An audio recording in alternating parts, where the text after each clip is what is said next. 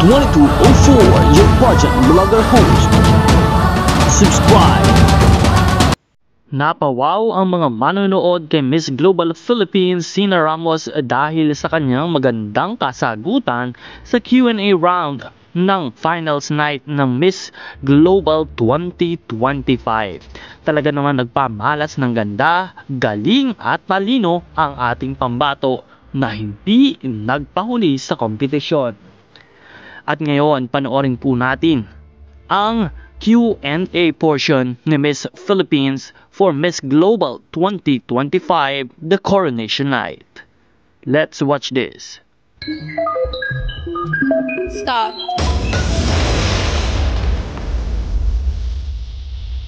Your keyword is Sustainable Development Goals. 30 seconds. Use it well. If you're ready, let's go. Sustainable Development Goals are produced by United Nations to all unite us in achieving this. Together, we are agents of change in this one world that we live in, and all our actions and voices can ripple and compound to achieve these Sustainable Development Goals. As Miss Global, we are tasked to do this, and we are all united for one global vision and one boundless ambition. Kapkun ka!